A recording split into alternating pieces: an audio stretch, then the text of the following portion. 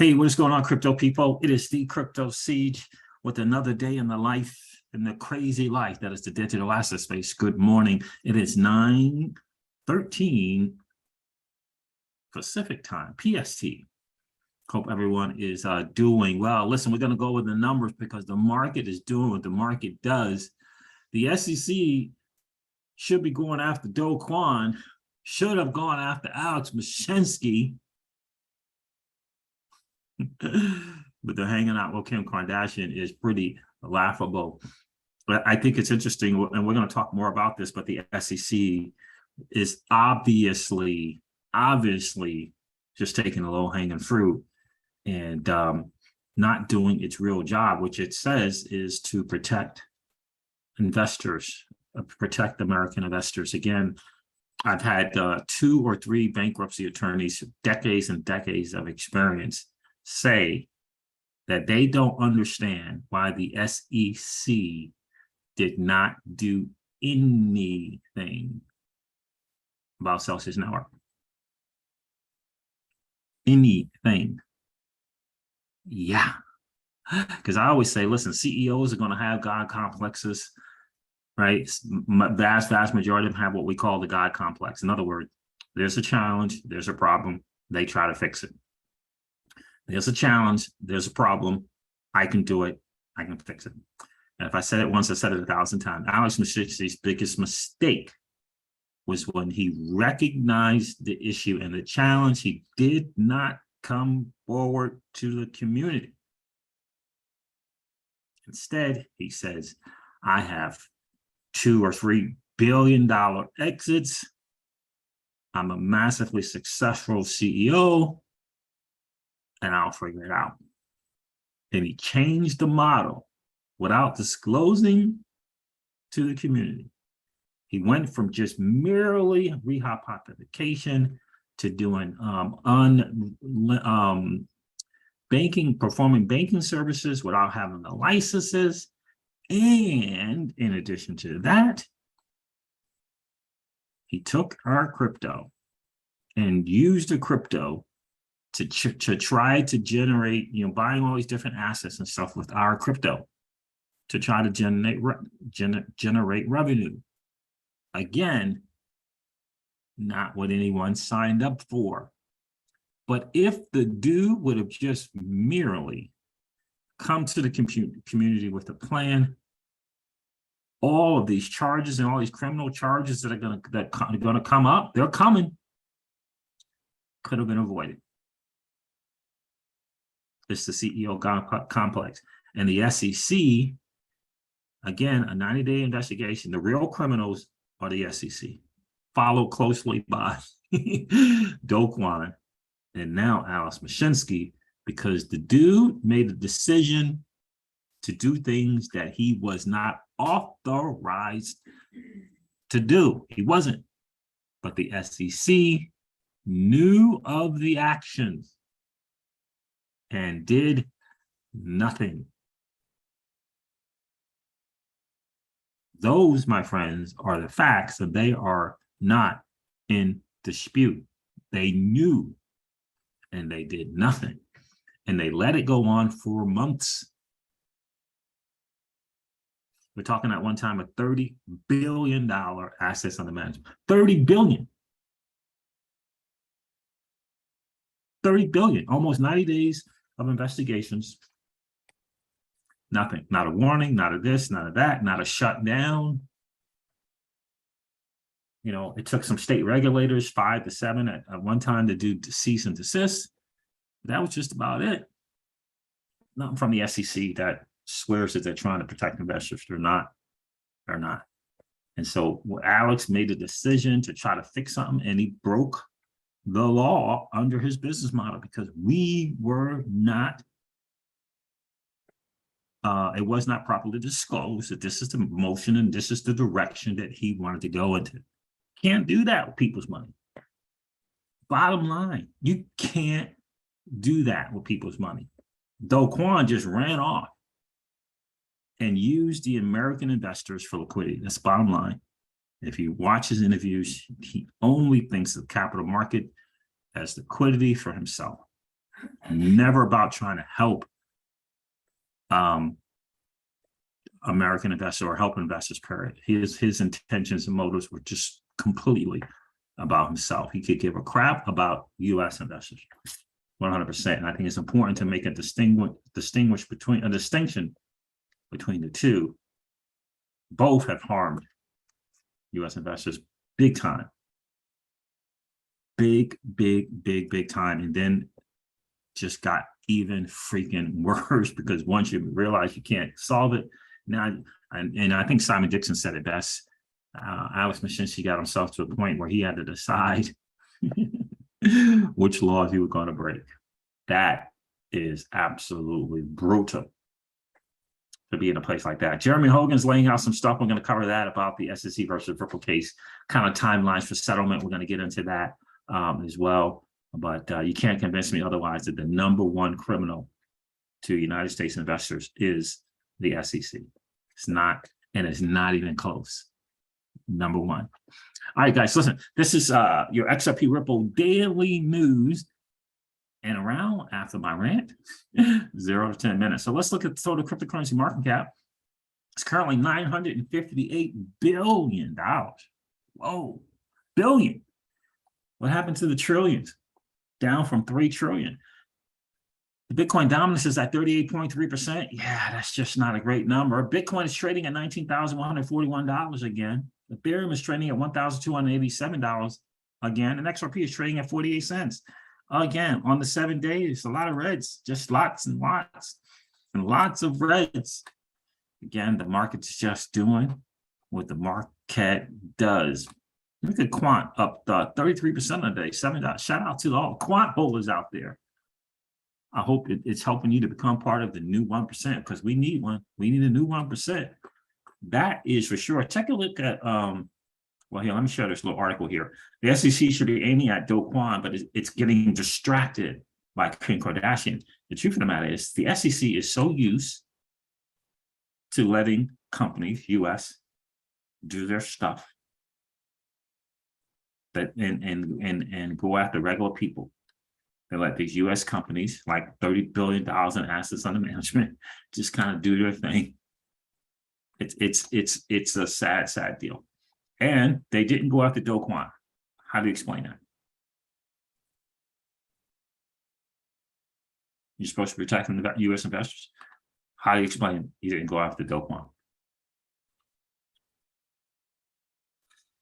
The damage caused by Do Kwon. Kardashian touting EMAX isn't a great look for crypto, and the SEC was right to charge her, but it's not a patch on the damage done by Kwon, which the SEC failed to avert.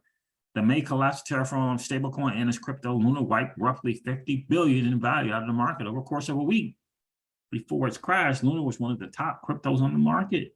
The SEC first issued a subpoena to Kwon and his company in 2021. Kwon, ever the anti-authoritarian, responded by saying he would not comply with the demands and would instead sue the SEC. I remember that when they did that little thing there. Although little came of his countersuit, it clearly demonstrated his disregard for the agency. Today, it seems the SEC is forgotten by Kwon. It was South Korea, not the United States, that prompted Interpol to issue a red notice for Kwon. Apparently, the SEC has passed the buck to South Korea and Interpol instead. The agency is going after the likes of Ripple, US company, and Coinbase. Who's the real criminals? Ripple and Coinbase. Despite the fact that legislators in the US and beyond still haven't even defined digital assets. I'm gonna leave it at that.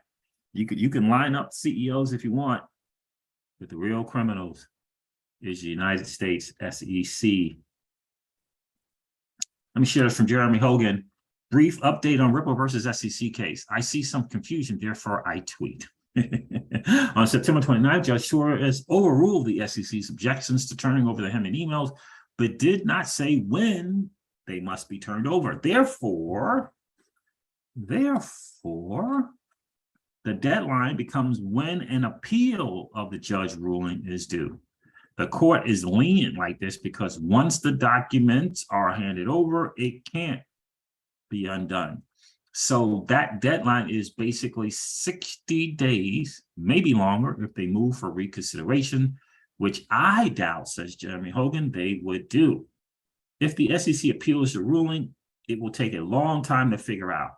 Months, perhaps. I personally don't think the SEC will appeal because it risks adverse binding case authority by doing so. Bad facts equal bad law, and these are bad facts. In other words, the SEC is not going to take a shot on not being able to play these same stupid games in future cases if they kind of appeal this ruling. But others have different opinions on that. But, says Jeremy Hogan, keep in mind, what is in those emails is not relevant to the SEC 5, to the Section 5 violation, which is whether XRP is a security or not. It's probably only really relevant to the fair notice offense. Also, remember that only the SEC moved for summary judgment on the fair notice offense. Ripple did not move for summary judgment on the fair notice defense. I was not aware of that. Thanks for sharing that, Attorney Jeremy Hogan. Therefore, I believe that Ripple will object to a ruling on the fair notice defense issue because discovery is not complete. He believes it wins that objection.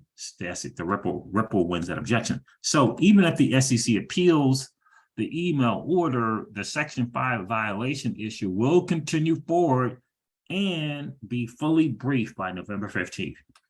No matter what happens on the Hammond email issue, no matter the delay, the main issue will move forward to judgment. If Ripple wins on the Section 5 violation, the FDND becomes moot. Fair notice defense becomes moot. If Ripple loses on Section 5, it can still move for summary judgment on the fair notice defense. Exactly. XRP Crypto Wolf asked Attorney Jeremy Hogan, have you ever seen a judge ask someone in court 6 times to turn over documents and get away with it for this long?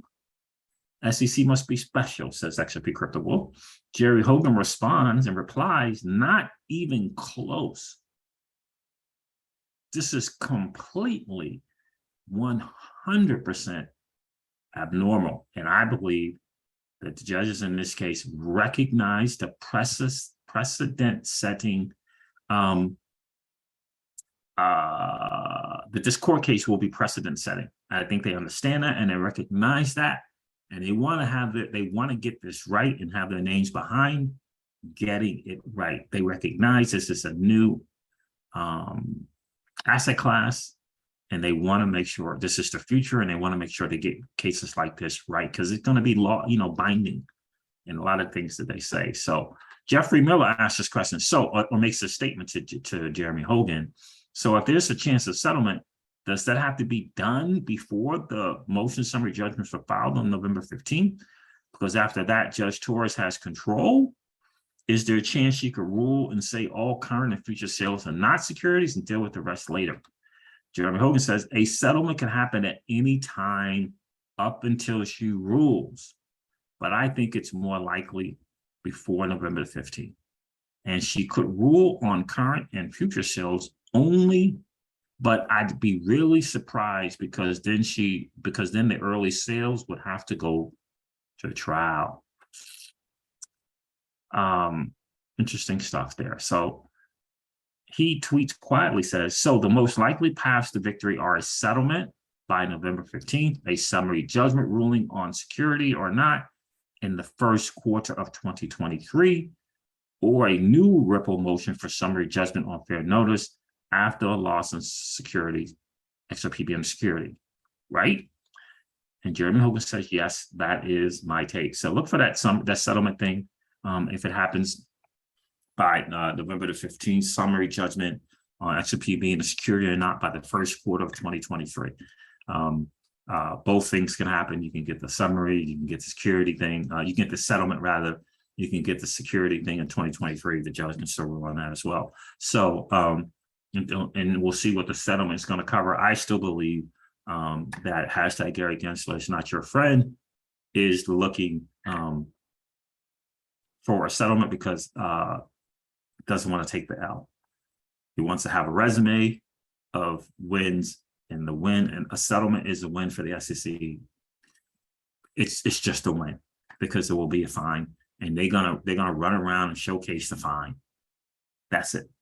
They're gonna run around and say that they took one of the perhaps the biggest player in the digital asset space to court and take the fine and say it's a win. That's ultimately that is ultimately the bottom line on that, guys. Just understand that. I personally believe that is what is going to happen. I think a settlement is going to happen. That doesn't mean that other rulings won't take place, but I do believe that. I'm really beginning to like more and more to liking the Shark Tank guy. What do they call what do they call him? Mr. Likeable? Wonderful, Mr. Wonderful. Kevin O'Leary. Take a listen to this. I'm going to end the video with this here. Actually, there's no better words than talking about JP Morgan. Something very important happened last week when Jamie Dimon on the Hill, a manager I have ultimate respect for. I'm an investor in his company, as every fiduciary is. It's a 5% weighting in any index fund. It is the best managed financial services company in the world, one can argue. When he actually, there's no better words than to say, took a shit on crypto in front of every legislator, which was a huge disservice, but also a wake-up call to make it blatantly obvious that he was talking his own book. He can't do what you can do, and he knows that. And at some point he's going to realize that, because his clients are going to say, I want to use that service. Right. Maybe in conjunction with what I do with you, but they're just better at what they do in a payment system. To me, it was a turning point, because we're kind of at a low on legislation. I know you're working hard along with others, along with me. There's private investors that go to the Hill. I'm one of them. I mean, when are we going to get some policy on this? Because it was a story 36 months ago that everybody understood we had to wait. But now it's becoming apparent that we're falling behind as an economy on this. And you're one of the guys leading us. I'm going to reverse roles here for a second. What are you doing to fix this? Kevin's funny, and Jeremy Miller started laughing. But ultimately, the bottom line is hashtag Gary Gensler was put in place to slow it down so that the likes of JP Morgan could try to catch up. That is the bottom line. Don't believe it. It's still true. Never ever forget, guys, the real war is a war for you. It's a fight for you from walking away from their liquidity pool and their traditional financial product. That is the fight. Jamie Dimon does not want to give up on charging you for no activity fees. He doesn't want to give that up. And the biggest fight, their number one fight, right? Number one fight is the fact that they make billions in friction in the financial system. Friction is it's their wheelhouse. It's the goose that lays the golden egg. And again, they're not worried about Shiba Inu. They're not worried about Cardano or even Ethereum. They're worried about XRP and the company that utilizes it for cross-border payments, and that is Ripple. That's the fight. And again, the banks, 9,990 of them, have to pay to play. You got to get that. The top 8 to 10 banks are in a position where they're charging the other 9,990. That is the game. Never forget it. Ripple wins because they realized that thousands of banks want out of that system and countries want out of the Swiss system. Period. Point blank. End of discussion. Thanks, guys. Thanks so much for hanging out. I hope this XRP Ripple Daily News has been of value to you. If it has, do me a favor, would you hit that like button? It certainly helps with the algorithm on YouTube and helps to get this channel out to more of us, the average Joe and average Jane, looking to win in the digital asset space. And do me a favor, if you enjoy the content, hit the subscribe button and ring that notification bell so that you know whenever we go live or whenever we upload a video. I'm going to end this one like I do all of my videos and remind you guys of this. Old money doesn't want you to win. They don't want us to win. They would rather that we remain a cog in their perpetual wheel of trading our time for dollars. They don't want us to play in the same playground that they play in, where we allow our money to work for us. This is our chance to win, guys. The digital asset space is our chance to win. We are in the midst of the greatest transfer of wealth in the history of man. Are you participating, or are you standing on the sidelines? Here's what I do know, that the battle for you has already been fought, and the victory is yours. Go get it.